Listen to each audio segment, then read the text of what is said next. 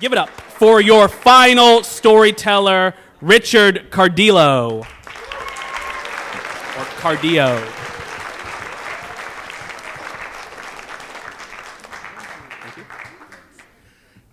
This is a bit of a meta story. It's a story about a story. It's actually a story that I've told at the Moth before, a couple of other storytelling shows, and I was getting ready to tell it at a storytelling show I was invited to do in Sleepy Hollow, New York, in quiet Westchester.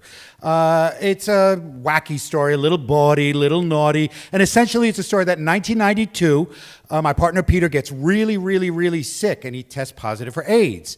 The doctor gets his health back, sends us for counseling, and the counselor, she's so hell-bent saying, we got to keep this virus from transmitting back and forth. Why don't you start introducing toys into your sex life, particularly the use of a dildo?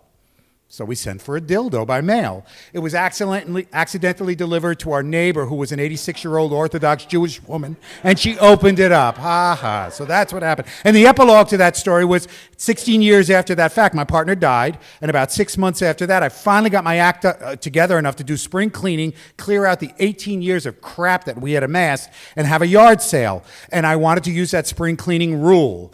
If you haven't used it, if it hasn't served you well in the last 2 years, toss it. I'm going through the closets, and I find the dildo, and obviously I hadn't used it in 2 years, so I tossed it. That was the story. So I figured I can get away with telling this story in Sleepy Hollow, New York. Didn't tell anybody I was going to be up there, so little bawdy story, ha-ha, I can get away with it. About 15 minutes before I go on stage, I get a text, and it's from my sister, who lives in Scarsdale. Just saw on Facebook that you're going to be in Tarrytown, Sleepy Hollow tonight. In the parking lot now, save me a seat, coming right in. I'm like, oh, shit. She's going to hear the truth. And that's when I realized there are certain things that my family has a right not to know about me, and that was one of them. But I got through it. She heard it fine, no problem. Everybody laughed. It was a success. At the end of it, she said, let's go out for a drink. So we go to Tarrytown to a bar, and we get a drink, and she says, you know, I never told you something before. Whenever I hear that, I'm a little worried. And she said, you know how we all had jobs in our family? 10 kids in my family. She said, you know how we all had jobs and I paid the paper delivery boy, the newspaper delivery boy? Well, one time he came to the house and he didn't have any money. I didn't have any money. So I rummaged through mom and dad's bottom dresser drawer and I found what you talked about tonight. So I'm like, what, you found a package? She said, no, what you used. And I thought, first thing I thought that came to mind was, she's 54, I'm 58, and we don't have the guts to say the word dildo to each other. Couldn't say it. So I said, did you find a dildo? Then I uttered the question I never thought would come out of my mouth. Mommy had a dildo? And she just shrugged. And she wouldn't say. She said, I don't want to talk about it anymore. So thank you so much for not sharing. That was over with. She goes, but the thought would not get out of my head. It was like this worm going in my mind, and it was a mantra that I couldn't get rid of. Mommy had a dildo. Mommy had a dildo. Mommy had a dildo. It was the week of the Academy Awards, so I went to work on that Monday, and the water cooler talk was, did you see that asshole thing with La La Land? They said that one, and it was really Moonlight. I said, yeah, it was horrible. Mommy had a dildo. Did you see what that asshole president said to Congress this week? I can't believe it. It was horrible. I heard it. Mommy had a dildo. And I just could not get the idea out of my head. I'm dying because it didn't fit any pattern of what my mother's life was like with us. This was my mother, who was the president of the Ave Maria Guild at St. Anthony's Church for 20 years. This was my mother who had 10 pregnancies in a 20-year time period. I mean, just that alone, I don't know I can't fathom how she would have had time to put anything in the general vicinity of down there.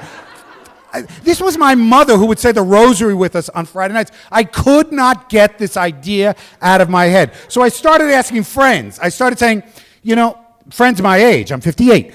So I said, do you know anything about like your parents' sex life? Because I couldn't use the word dildo. So I said, do you know anything? And I'm getting things, I'm hearing things. Yeah, I caught, pornographic magazines and stuff, but never once did I hear mommy had a dildo. So I'm like, I am alone in the world with this. I have to stick with this horrible idea. And it just would not get out of my head. It was stuck there and it kept going around. Mommy had a dildo. Mommy had a dildo. And I finally said, I've got to get rid of this idea. And I wasn't quite sure how to do it. But it made me wonder, what other secrets did this woman have from us? What other secrets must there have been in her life? Then I thought, my mom died in 1991. 1991 was a big year for me, too. It was the year that I finally decided that I was going to leave a repressed life I was living for 14 years in a monastery as a monk, and I was going to come out of the closet as a gay man and live my authentic life. And my mom died before I ever got to tell her my secret and my truth. So I'm like, maybe there's a reciprocity of secrets. So she had these secrets, and I had this secret from my mom. I felt a little bit better about that. I've been doing a lot of protesting lately, an awful lot of... Got arrested last week for civil disobedience in Trump Tower for the first time ever. But the march that still stands out in my mind was the Women's March. To see these fierce women who I know are going to transform society. And they were out there screaming, "My body, my choice." And the men were responding, "Your body, your choice, my body, my..." And I stopped. I said, maybe it was just my mom's body and her choice. And I could live with that. So I started saying, put in the spring cleaning rule that you used with the other dildo, with this thought of a dildo. It's not serving you well. Get it out of your mind. Get it out of your mind. Throw it away. Sort of. What I've done is not repress it. I've just allowed more possibilities. And I play the what ifs and the maybe game. Maybe it was a joke gift somebody gave my mother through the years. Maybe it was her big fuck you to the patriarchy that dominated her life. Maybe it was just an angry kind of thing. Maybe it was a way of taking pleasure. And I'm so open to these possibilities, I'm leaving the sky the limit. And that's when I thought, maybe it was my dad's dildo. Thank you.